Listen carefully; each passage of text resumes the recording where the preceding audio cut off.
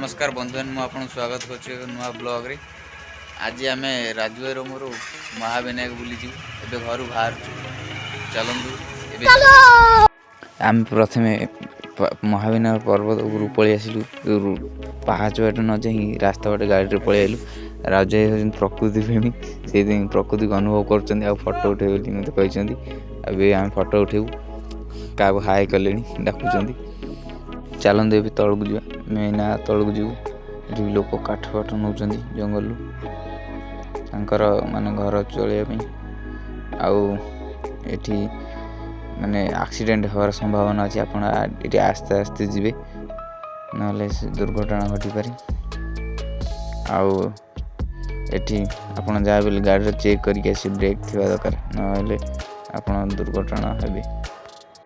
कपिलास सेमती बार बंकाणी पड़े ये भी बंकाणी बहुत पड़ू।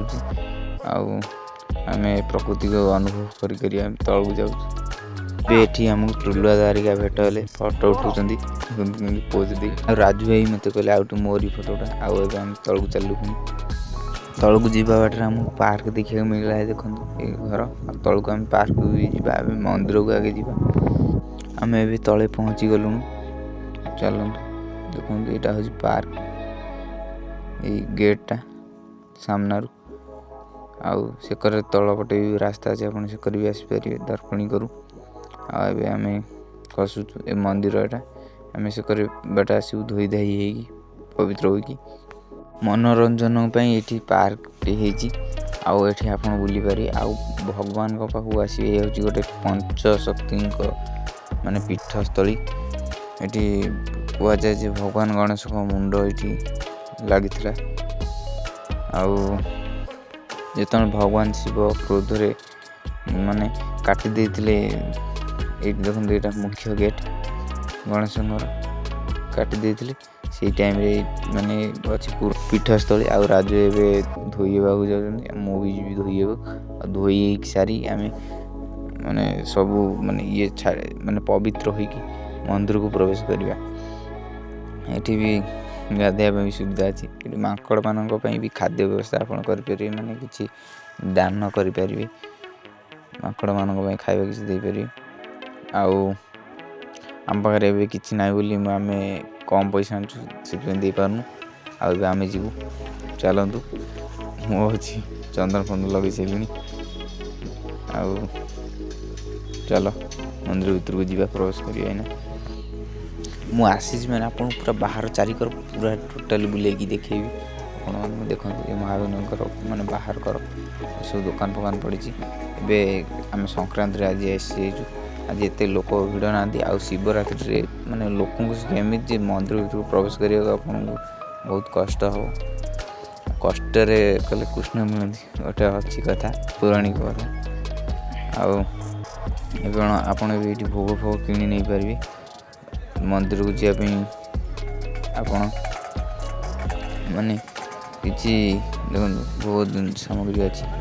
ये हूँ गोटे स्तंभ जमी पूरी अरुण स्तंभ थाए सेमती माने स्तंभ टी अच्छी भगवान गणेश शिव माता पार्वती आउ ये हूँ मुख्य द्वार ऊपर को जावाई ये माने विकक मैंने बस मैंने आपको किसी जान दे पार किसी खाई चलिए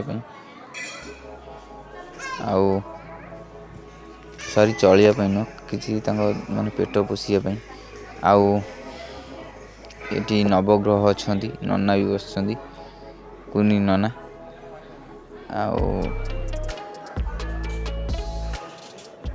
ऊपर को जीवा। चलते ये दीप हरिका मिले आपड़ ये भी किणी पारे आगू चल दीप हरिका नहीं भी भोग आप किणी तलू न आने ये नना आसती आपन को देखईदेवे कौन माने कर कौन माने केमी कौन सब बुझेदेवे जमी बापा माँ छुआ बुझाते से बुझेदेवे बाहर भी ये हुए। ये भी आप सब बेलपत्र ये भी सब किणी ने भगवान को ये दीप आप जाली पारे। यहाँ मंदिर माने मंदिर भीतर नेले फाइन पड़े बोली मत कहले तथापि मुझे पशि जाती सी देखी ना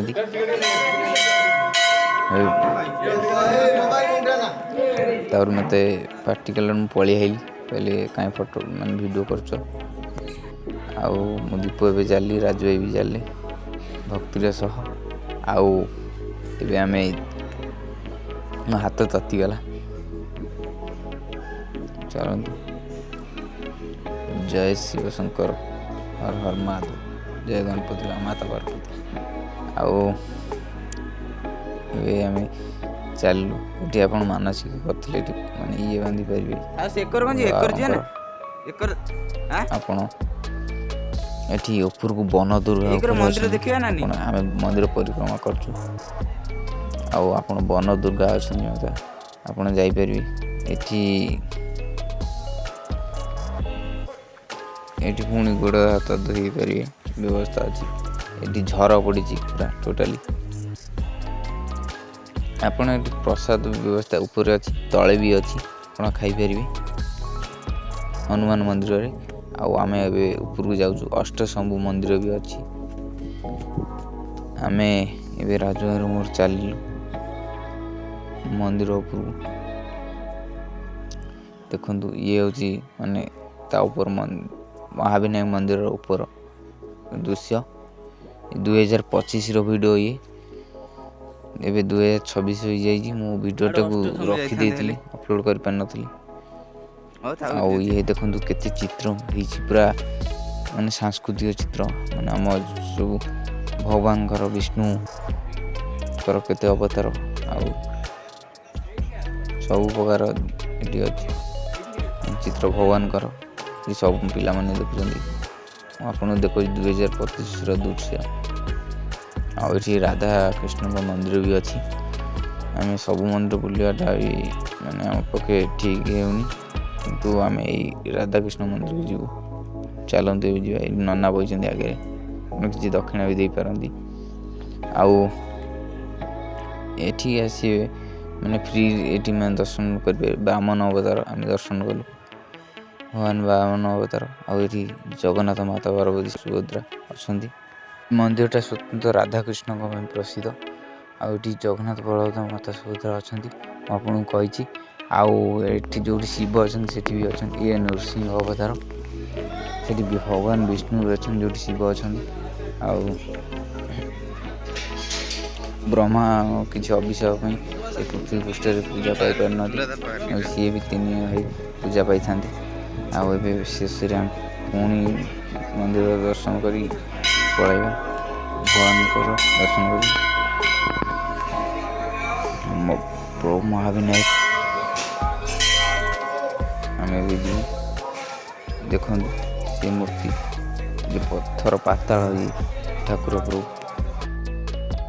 ଆଉ ଏବେ ଆମେ ଯିବାର ସମୟ ହେଇଗଲା।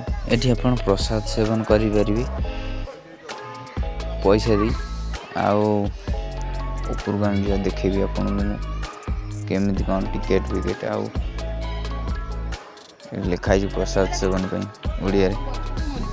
ଆଉ ଚାଲନ୍ତୁ, ଏଠି ଟିକେଟ୍ କାଟ ଅଛି, ଆପଣ ଏଠି ମାନେ କାଟିକି ଯାଇକି ଖାଇବେ। ଗୋଟେ ଇଏ 100 ଟଙ୍କା ପ୍ଲେଟ୍। ଏଠି ରୋଷେଇ ବି ଚାଲିଛି। ଆଉ ଆମେ ଚାଲିଲୁ ଏବେ। ଆଉ ଏ ପାର୍କକୁ ଯିବା ଭିତରକୁ। ଏଇଟା ବଡ଼ ପାର୍କଟା। ଏଠି ଏତେ ଇଏ ହେଇନି, ମାନେ ସଫା ସୁତୁରା ଏତେ ଆଉ ରଖା ହେଉନି ଆଗ ଭଳି। ଆଉ ଦେଖନ୍ତୁ ଇଏ ହେଉଛି ଏଠି। ଆଉ ଭିତରକୁ ଗଲେ ଟିକେ ଭଲ ଭାବରେ ହେଇଛି, ପଥର ଫଥରରେ ସଜାଇ ସିମେଣ୍ଟରେ। ଏଠି ମାନେ ପୁରା ଘାସ ଫାସ ଉଠିଯାଇଛି, ଯତ୍ନ ନିଆଯାଉନି ଏତେ। ଇଏ ଦେଖନ୍ତୁ, ଇଏ ହେଉଛି ମହାବିନାୟକ ପାର୍କର ଦୃଶ୍ୟ। ଆପଣ ଯିଏ ବି ଆସିକି ଏଠି ଦର୍ଶନ କରି ମାନେ ବୁଲି ପାରିବେ। ଠାକୁର ଦର୍ଶନ ନ କଲେ ବି ଅଲଗା ଧର୍ମର ଏଠି ଆପଣ ବି ଆସିପାରିବେ ପାର୍କକୁ ବୁଲିବାକୁ। ଦେଖନ୍ତୁ କେମିତି ଗଛ ଫଛ ଲଗାଇଛି, ସଜାସଜି ହେଇଛି, ପୁରା ପର୍ବତ ପାଖରେ ହେଇଛି। ବହୁତ ସୁନ୍ଦର ପ୍ରାକୃତିକ ଦୃଶ୍ୟ ଆପଣମାନେ ବି ଉପଭୋଗ କରିପାରିବେ। ଆଉ ଏଠି ଲୋକମାନେ ସେ ଘରେ ମାନେ ବସିଛନ୍ତି, ଖେଳୁଛନ୍ତି, ଗପସପ ହେଉଛନ୍ତି, ଆପଣ ବି ହେଇପାରିବେ। ଏବେ ଆମେ ଯାଉଛୁ, ପୁରା ଆପଣଙ୍କୁ ସବୁ ପୁରା ଦେଖାଉଛୁ।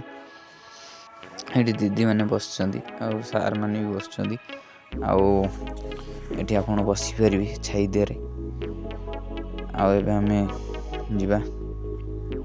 ଦେଖନ୍ତୁ ଇଏ ସବୁ ମାନେ ସିଡ଼ି ପାଇଁ ଚଢ଼ିବାକୁ ସବୁ ଛତୁ ଟାଇପ୍ର ହେଇଛି ବସିବା ପାଇଁ ତା ତଳେ ପାର୍କ ମାନଙ୍କରେ। ଆଉ ଏଠିକି ଆମେ ଉପରକୁ ଯିବା ଟିକେ, ସେ ଜାଗାକୁ ଟିକେ କ'ଣ ପୁରା ପଥରରେ ହେଇଛି ଏଗୁଡ଼ା ପୁରା ଟୋଟାଲି। ଆପଣ ଭାବୁଥିବେ କାଠ ନୁହଁ ଇଏ। ଆଉ ଦେଖନ୍ତୁ ମୁଁ ଆପଣଙ୍କୁ ଦେଖୁଛି ପୁରା ଟୋଟାଲି ଦୋଳି ଫୋଳି ବି ହେଇଛି ସେ ଟାଇପ୍ର ସିମେଣ୍ଟ ଦ୍ୱାରା ଆପଣ ଦୋଳି ବି ଖେଳିପାରିବେ। ଏଠି ଆପଣ ପୁରା ପିକନିକ୍ ବି କରିପାରିବେ। ଏଠି ପିକନିକ୍ ପାଇଁ ସବୁବେଳେ ଭିଡ଼ ଲାଗୁଛି। ଏବେ ଏଇନା ଶୀତ ଦିନ ପାଇଁ ଆପଣ ଦେଖନ୍ତୁ ଏ ପୁରା ପାହାଚ ଟାଇପ୍ର ହେଇଛି ପୁରା ସାଇଜ୍। ଏ ଘରଟା ହେଉଛି ମାନେ ସେ ଇୟର ପାର୍କର ଇଏ କହୁଛନ୍ତି ସେତିକି ଭିଡ଼ିଓ କଥା ଜାଣିପାରୁନାହାନ୍ତି ବୋଧେ କି ମୁଁ ବ୍ଲଗ୍ କରୁଛି ବୋଲି ବୋଧେ।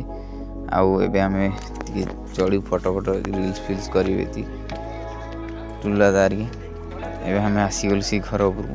ଘର ପୁରା ଅପରିଷ୍କାର, ଉପରେ ସିନା ପରିଷ୍କାର, ଦେଖନ୍ତୁ ତଳ ଗୁରା ବହୁତ ଅପରିଷ୍କାର କରିଛନ୍ତି।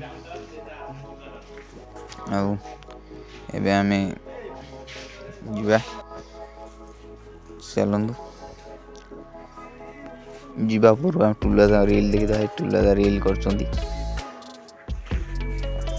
ଇଏ ଏବେ ନା ଯାତ୍ରା ଆର୍ଟିଷ୍ଟ ହେଇଛନ୍ତି। ଆଉ ଚାଲନ୍ତୁ, ଦେଖନ୍ତୁ କି କୋଉ ଭଳିଆ ଅପରିଷ୍କାର କରୁଛନ୍ତି ସବୁ ମାନେ ଲୋକମାନେ। ନିଜ ମାନେ କିଛି ସୁରକ୍ଷା ନାହିଁ। ଦେଖନ୍ତୁ ଏମାନେ କିପରି କଷ୍ଟ କରି କାଠ ନେଇକି ବୋହିକି ଯାଉଛନ୍ତି। ଦେଖନ୍ତୁ ସମସ୍ତଙ୍କ ଜୀବନରେ ସୁଖ ଆଉ ଖୁସି ନଥାଏ, ସେଥିପାଇଁ ଏମାନେ ବହୁତ କଷ୍ଟ କରୁଛନ୍ତି। ଚାଲନ୍ତୁ ଏବେ ଯିବା, ବାଏ ବାଏ।